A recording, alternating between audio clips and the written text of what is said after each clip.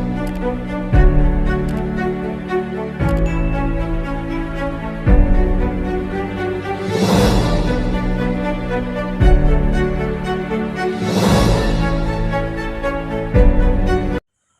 Friends, నేను మీ అర్జున్ని.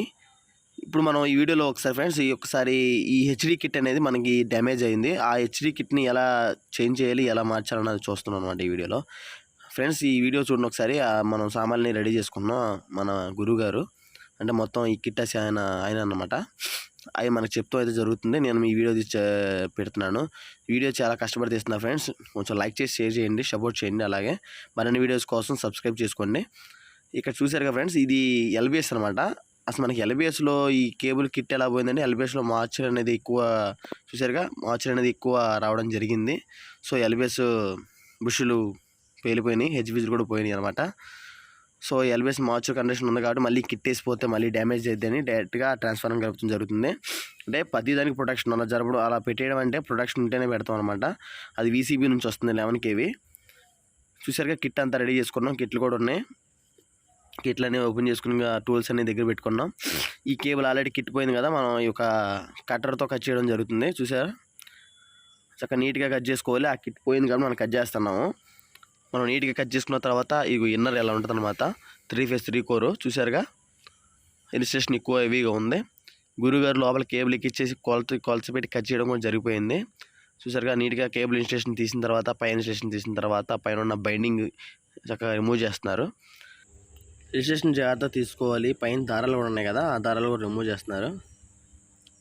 చూసారుగా, ఒకసారి మన వీడియో అయితే యాక్టివ్గా చూస్తే అర్థమవుతుంది ఫ్రెండ్స్, ఎక్కడ స్కిప్ చేయకుండా. తర్వాత లోపల ఇన్స్టలేషన్ కట్ చేయడం జరుగుతుంది. చూసారా, ఇన్స్టలేషన్ ఏంటంటే కేబుల్ సపోర్ట్, మనకి కేబుల్ సపోర్ట్ ఉండడానికి లోపల అలా ఇన్స్టలేషన్ పెడతారు. చూసారు కదా, ఇప్పుడు మనం ఒకసారి 3 కండక్టర్లు దూరంగా పెట్టేసి కరెక్ట్గా కొలత ప్రకారం టేప్ వేసుకుంటున్నారు. అంటే ఏం లేదు, ఆ పైన ఉన్న కాపర్ స్ట్రిప్ అనమాట, పల్సర్ పొర, కాపర్ పొర. ఆ కాపర్ మనకి ఎర్త్గా యాడ్ అవుతుంది అనమాట. సో మన టేప్ వేసిన వరకు ఉంచేసి అక్కడ పైదంతా తీసేసాడు. ఇప్పుడు మనం దాని మీద ఏం చేసుకున్నాం అంటే, ఈ కేబుల్ ప్రొటెక్షన్ కోసం ఇందాక ఇన్స్టలేషన్ కట్ చేసి మొత్తం ఆర్మ్స్ అన్ని ఇరిసేసాం కదా. సో మనకు కరెక్ట్గా ఎర్త్కి ఎంత అయితే కావాలో అందుకే మళ్ళీ సపరేట్గా తీస్తున్నాడు. చూశారు కదా, ఆర్మ్స్ కనపడుతున్నాయి. ఈ కాపర్ మనం టేప్ వేసిన దాకా కాపర్ తీసి ఈ బ్లాక్ కనపడేది సెమీ కండక్టర్ అనమాట ఫ్రెండ్స్. చూడండి, అగో మన యొక్క ఎర్త్ స్ట్రిప్ తీసాడు, కొద్ది లెక్కలు కొట్టేసి ఉన్నాయి. ఇప్పుడు మనం దానికి బైండింగ్ చేయడం అయితే జరుగుతుంది. ఒక్కొక్కరు ఒకలాగా చేస్తారు సార్ ఫ్రెండ్స్ దీన్ని. మనం చూడండి, ఈ మనకి ఈ కిట్కి కావాల్సిన సామాన్లన్నీ మనం దాని కిట్ కొన్నదానికి అందులోనే వస్తాయి అన్నీ, మనకి ఏ కావాలన్నా. మనం కట్ మీద పెట్టి చూడండి ఒకసారి. మనం ఒక అల్యూమినియం కండక్టర్తో ప్రతి ఒక్క ఫేజ్కి, ప్రతి ఒక్క కండక్టర్కి టైట్ వేసుకుంటున్నాం. చూడండి ఒకసారి. ఏం లేదు ఫ్రెండ్స్, కేబుల్లో ఏమన్నా హెచ్డి ఏమన్నా సైడ్లో ఏమన్నా షార్ట్ సర్క్యూట్ అయినప్పుడు అది ఎర్త్ కట్ అవుతుంది అనమాట, అపోజ్ చేస్తుంది కరెంట్ని. ఆ 3ని తీసుకెళ్ళి ఒక బైండింగ్ కూడా గట్టిగా కటింగ్ మీదతో టైట్ చేస్తున్నాం. చూడండి ఒకసారి బాగా. ఆ ఎర్త్ పెట్టి ఎర్త్ నుంచి ఎర్త్ వచ్చినా బయటికి వెళ్ళిపోయేలా ప్రొవైడ్ చేసుకుంటున్నాం అన్నమాట. మనకు చాలా స్ట్రాంగ్గా కడతాం జరుగుతుంది.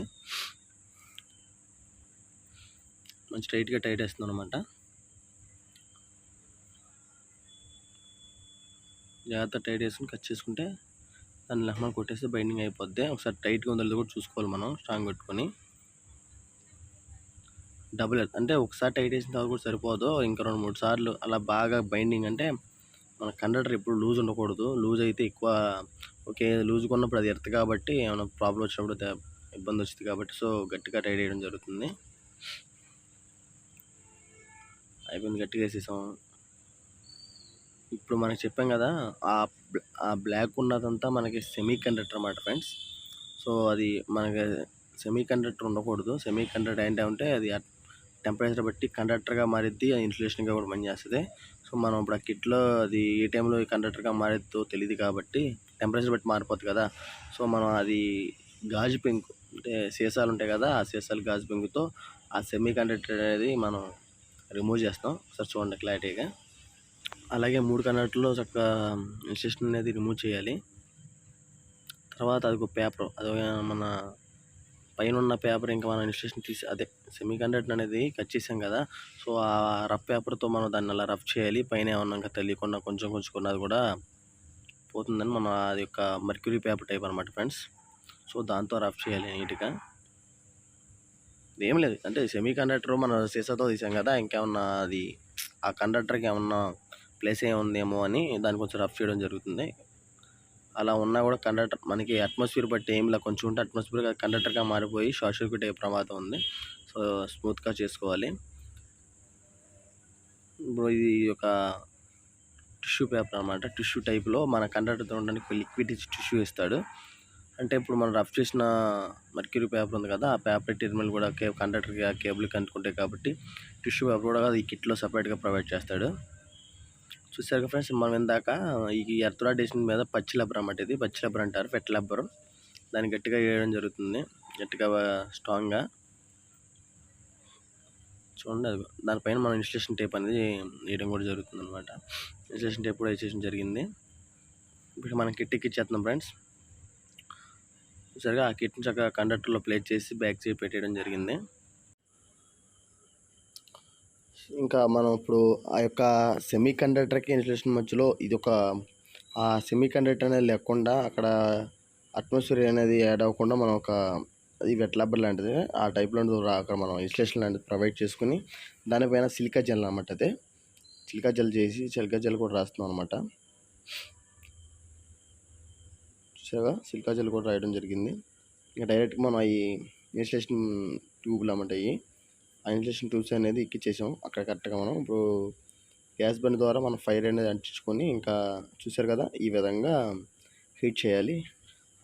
ఆ పైన ఉన్న ఇన్స్టలేషన్ ట్యూబ్ ఇన్స్టలేషన్ మనం హీట్ చేస్తే చాలు, కండక్టర్కి ప్లేస్మెంట్ అయిపోద్ది. చూడండి చాలా ఎంత సింపుల్గా అయిపోయిందో. అలాగే మనం బ్యాక్ సైడ్ ఉన్న రెడ్ ఆ పైన 3 అయిపోయిన తర్వాత పైన వెనక ఉన్న రెడ్ ఇన్స్టలేషన్ కూడా హీట్ చేయడం జరుగుతుంది. చూసారుగా కండక్టర్ని ఎలా స్టక్ అయిపోతుంది, కండక్టర్కి ఎలా అతుకుపోతుందో.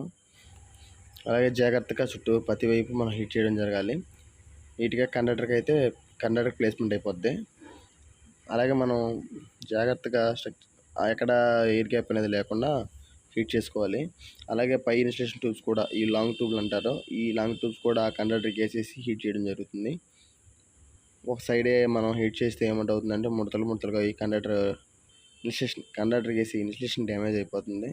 సో ఆ ఇన్స్టలేషన్ స్టోర్ హీట్ అనేది చక్కగా చూసారు కదా అవి మన వీడియోలో కనపడే విధంగా హీట్ చేసుకోవాలి. ఇలా జాగ్రత్తగా హీట్ చేసుకున్న తర్వాత ఇలా ఈ డ్రైవ్ పొజిషన్కి వచ్చేదా హీట్ చేయాలి. చక్కగా మనం హీట్గా ఉన్నాయి కాబట్టి హీట్లోనే కండక్టర్లు ఏమన్నా బెండ్ చేసుకోవాలి కదా, లోపల ట్రాన్స్ఫార్మర్ పట్టేలాగా ఆ షేప్లో కరెక్ట్గా హీట్ మీదే బెండ్ చేయాలన్నమాట. మనం బెండ్ చేయడం కూడా జరిగిపోయింది. ఇప్పుడు అసలు ప్రొడ్యూసర్ అన్నమాట వాటికి లెగ్లు అనేవి కొట్టాలి.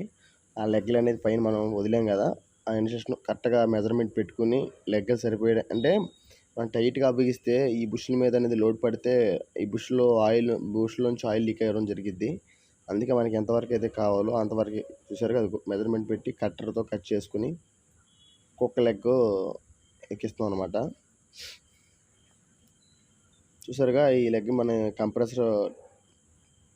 కంప్రెసర్తో చక్కగా ఈ లెగ్ని అనేది ట్రిమ్ చేస్తున్నాం. అలా మూడు కండక్టర్లు కరెక్ట్గా ఫస్ట్ 3 సెంటర్ కాకుండా అటు సైడ్ ఇటు సైడ్ లెగ్లు ప్లేస్ చేయాలి. ఈ 2 సెట్ అయిన తర్వాత మనం 3 ఒక లెగ్ కొట్టాలి సెంటర్ది. సరే కంప్రెస్తో చాలా సింపుల్గా లెగ్లు అనేది కంప్రెస్ అయిపోతున్నాయి. ఇంతే ఫ్రెండ్స్. అలాగే 3 కండక్టర్లు చక్కగా లెగ్ అనేది పెట్టుకుని మనకు లెగ్లు కొట్టుకోవాలి. పైన ఫైనల్గా ఒక ఇన్స్టలేషన్ వేసుకుని అంటే మనం ఇలా 3 కండక్టర్లకు వేసినట్టే వాటికి కూడా లెగ్లు కొట్టిన కాడ కూడా ఒక ఇన్స్టలేషన్ హీట్ చేస్తే అయిపోతుంది. ఇంక ఇలా ఓవరాల్ ఫైనల్గా ఇదనమాట. ఇలా హీట్ చేసి పైన కూడా గ్యాప్ ఉన్న కాడ వెట్ ల్యాబ్ లాంటిదే మన రెడ్ కలర్లో ఒకటి ఉంటుంది సేమ్ అలాగే. ఆ ఫైనల్గా లెగ్ కాడ వేసేసి దాన్ని మనం కలిపేస్తే అయిపోయింది ఫ్రెండ్స్. అంతే ఫ్రెండ్స్, హెచ్డీ కిట్ని ఎలా వేయాలో ఈ వీడియోలో తెలుసుకున్నాం. Thank you for watching friends. మళ్ళీ మంచి వీడియోతో మళ్ళీ కలుద్దాం. Bye friends.